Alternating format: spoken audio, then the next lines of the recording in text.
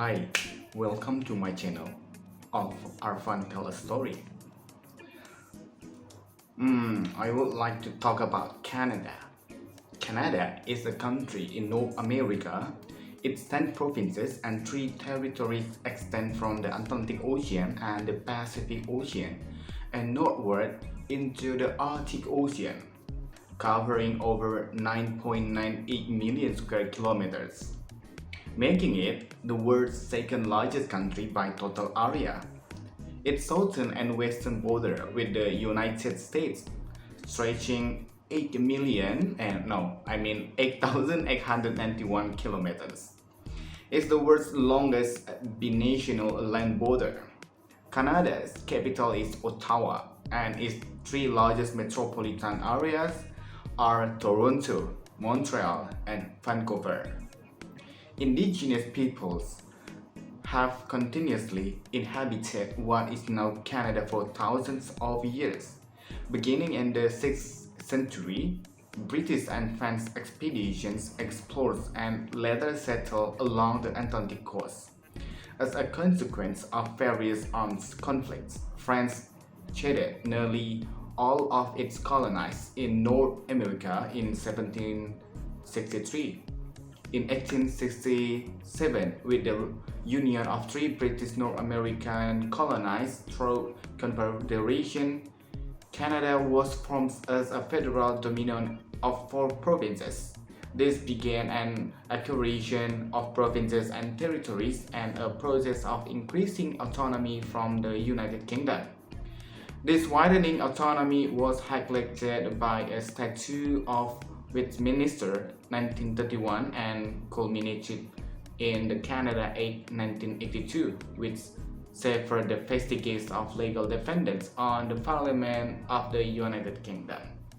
Canada's parliamentary democracy and a constitutional monarchy in Westminster tradition, the country's head of government is the Prime Minister, who holds office by virtue of their ability to command the confidence of the elected House of Commons and is appointed by the Governor General representing the monarch who serves as head of state. The country is a Commonwealth realm and is officially bilingual, English and French.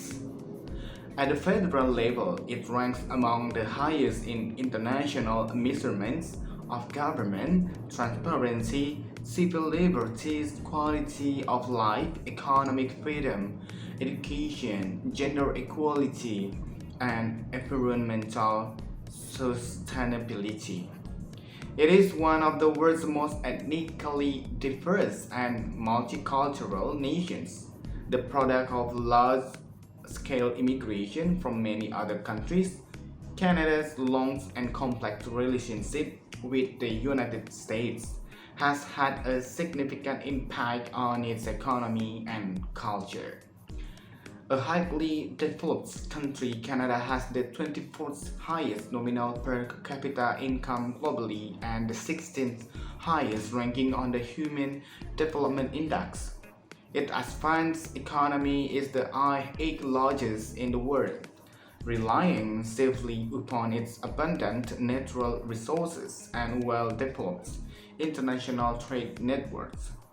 Canada is part of several major international and intergovernmental institutions or groupings including the United Nations, NATO, the G7, the Group of 10, the G20, the Organization for Economic Cooperation and Development, and the World Trade Organization, the Commonwealth of Nations, the Arctic Council, the Organisation Internationale de la Francophonie, that's one, the Asia-Pacific Economic Cooperation Forum, and the Organization of American States.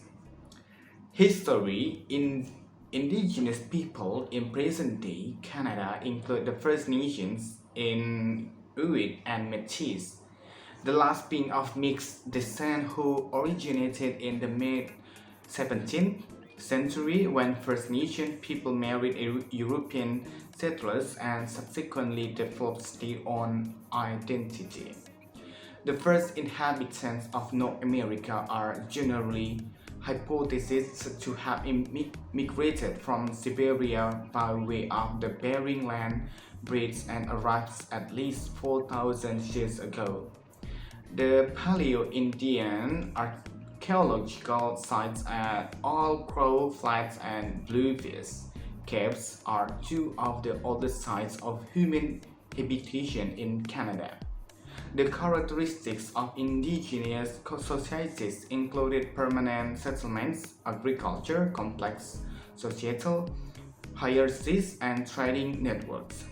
Some of these cultures had collapsed by the time European explorers arrived in the late 15th and early 16th centuries and have only been discovered through archaeological investigations. It is believed that the first European to explore the east coast of Canada was Norse explorer Leif Erikson. In approximately 1080, the Norse built a small short-lived encampment that was occupied sporadically for perhaps 20 years at Lance Oaks Meadows on the northern tip of Newfoundland. No further European exploration occurred until 1497 when Italian seafarer John Cabot explores and climbs Canada's Atlantic coast in the name of King Henry VII of England.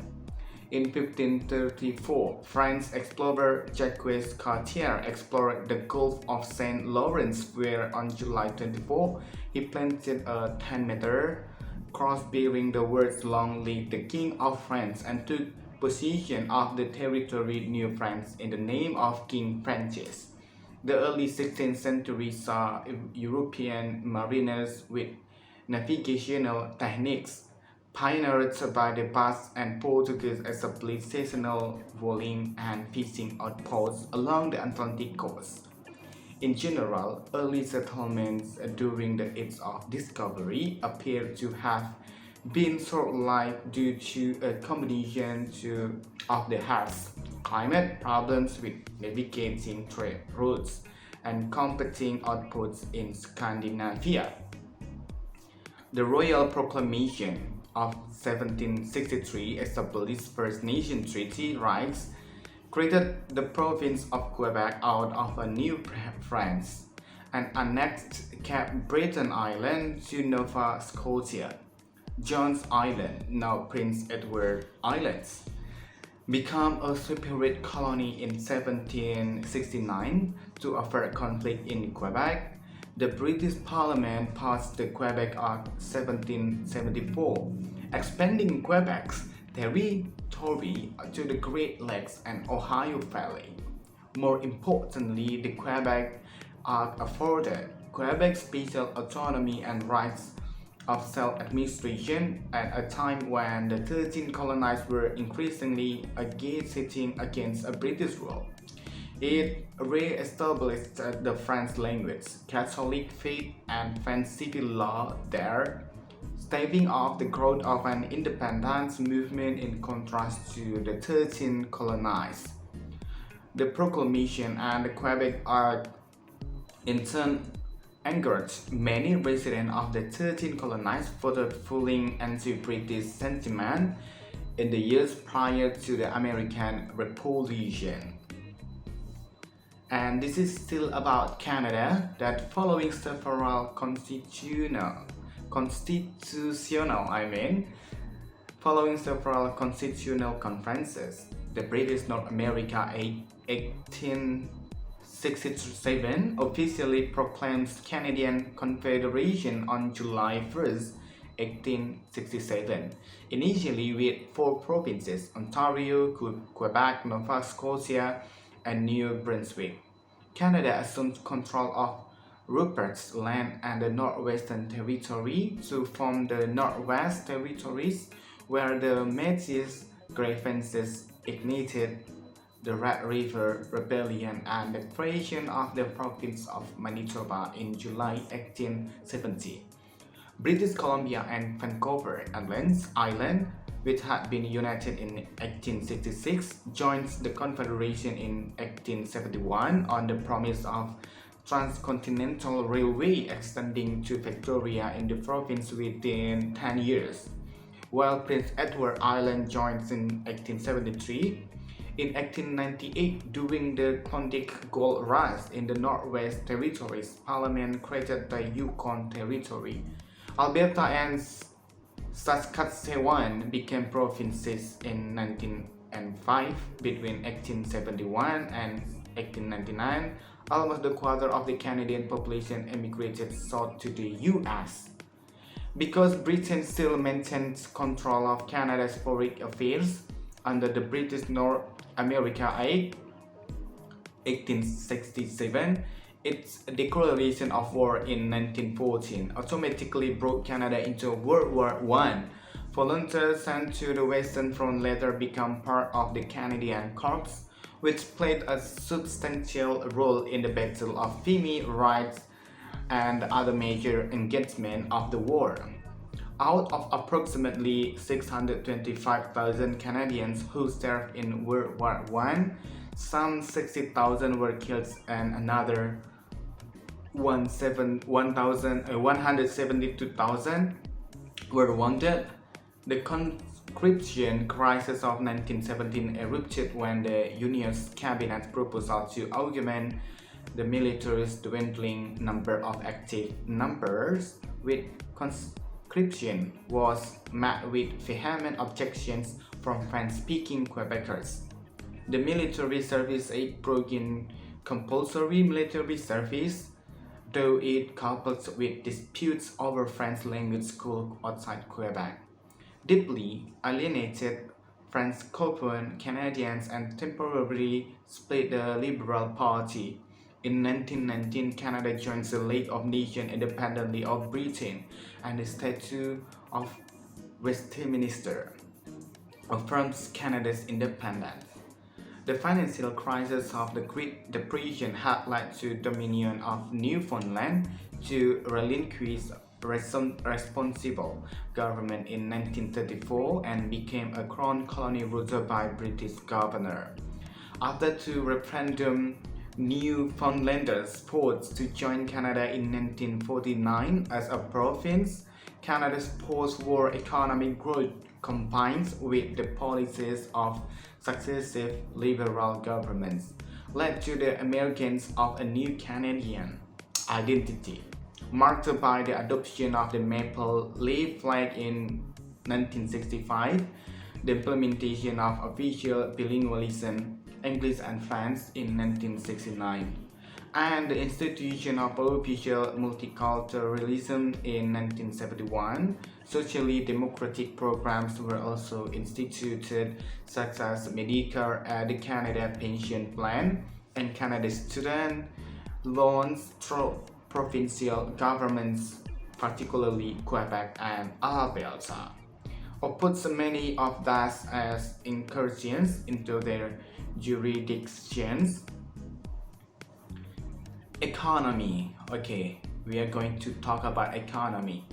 Canada has a highly developed mixed market economy, with the world's 8th largest economy as of 2022 and a nominal GDP of approximately $2.221 trillion United States. It is one of the least corrupt countries in the world and is one of the world's largest trading nations with a highly globalized economy. Canada's mixed economy ranks above the US and most Western European nations on the Heritage Foundation Index of Economic Freedom, and experiencing a relatively low level of income disparity. The country's average household disposable income per capita is well above the OECD average. The Toronto Stock Exchange is the 9th largest stock exchange in the world by market capitalization, listing over over 1,500 companies with a combined market capitalization of over $2 trillion America's record. In 2021, Canadian trade in goods and services reached $2.061 trillion. Canada's export total over 637 billion. In 2021, Canadian trade in goods and services reached $2.016 trillion. Canada's export totaled over 637 billion, while its imported goods were worth over 631 billion, of which approximately 391 billion originated from the United States. In 2018, Canada had a trade deficit in goods of $22 billion and a trade deficit in services $25 billion. Since the early 20th century, the growth of Canada's manufacturing, mining, and service sectors has transferred to the nation from a largely rural economy to an urbanized industrial one. Like many other developed countries, the Canadian economy is dominated by the service industry, which employs about three-quarters of the country's workforce. Among developed countries, Canada has an unusually important primary sector, of which the forestry and petroleum industries are the most prominent components. Canada countries and territories with free trade agreements. Canada's economic integration with the United States has increased significantly since World War II. The Automotive Products Trade Agreement of 1965 opens Canada's borders to trade in the automobile manufacturing industry. In the 1970s, concerns over energy self-sufficiency and foreign ownership in the manufacturing sector prompted Prime Minister Pierre Trudeau's Liberal government to enact the National Energy Program and the Foreign Investment Review Agency. In the 1980s, Prime Minister Brian Mulroney's Progressive Conservative abolished the NAP and changed the name of FIRA to Investment Canada. To encourage foreign investment, the Canada-United States Free Trade Agreement of 1988 eliminated tariffs between the two countries, while the North American Free Trade Agreement expanded the free trade zone to include Mexico in 1994, later replaced by the Canada-United States and Mexico Agreement. Canada has a strong cooperative banking sector, with the world's highest per capita membership in credit unions. Canada is one of the few developed nations that are net exporters of energy. Atlantic Canada possesses vast offshore deposits of natural gas, and Alberta also hosts largest oil and gas resources. The vastness of the Athabasca oil sands and other assets result in Canada having a 13% share of global oil reserves, comprising the world's third largest shares after Venezuela and Saudi Arabia. Canada is additionally one of the world's largest suppliers of agricultural products. The Canadian prairies are one of the most important global producers of wheat, canola, and other grains. The Federal Department of Natural Resources provides statistics regarding its major exports. The country is a leading exporter of zinc, uranium, gold, nickel, platinoids, aluminum, steel, iron, ore, coking coal, lead, copper, molybdenum, cobalt, and cadmium. Many towns in northern Canada where agriculture is difficult are sustainable because of nearby mines or sources of timber. Canada also has a sizable manufacturing sector centered in southern Ontario and Quebec, with automobiles and aeronautics representing particularly important industries. Education. Education in Canada is for the most part provided publicly, funded and overseen by federal, provincial, and local governments. Education is within provincial jurisdiction and the curriculum is overseen by the province. Education in Canada is generally divided into primary education, followed by secondary education and post-secondary. Education in both English and French is available in most places across Canada. Canada has a large number of universities, almost all of which are publicly funded. Established in 1663, university level is the oldest post-secondary institution in Canada. The largest university is the University of Toronto with over 8,500 students. Four universities are regularly ranked among the top 100 worldwide, namely University of Toronto, University of British Columbia, McGill University, and McMaster University, with a total of 18 universities ranked in the top 500 worldwide. Wow, it's a lot.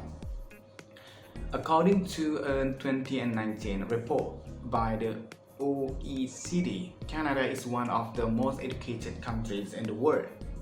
The country ranked first worldwide in the number of adults having tertiary education, with over 56% of Canadian adults having attained at least an undergraduate college or university degree.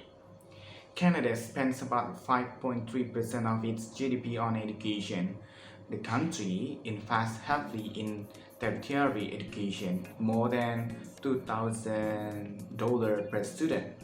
As of 2014, 89% of adults aged 25 to 64 have earned the equivalent of a high school degree, compared to an OECD average of 75%.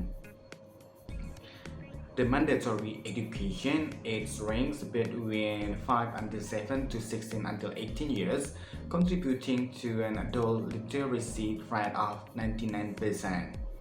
Just over 6,000 children are homeschooled in the country as of 2016. The program for international students assessment indicates Canadian students perform well above the OECD average, particularly in mathematics, science, and reading. Ranking the overall knowledge and skills of Canadians 15 years old as the sixth best in the world, although that scores have been declining in recent years. Canada is a well-performing OECD country in reading, literacy, mathematics, and science, with the average students scoring 523.7, compared with the OECD average of 493 in 2015. Okay, just it about Canada. Thank you for watching. See you soon in another video. Bye.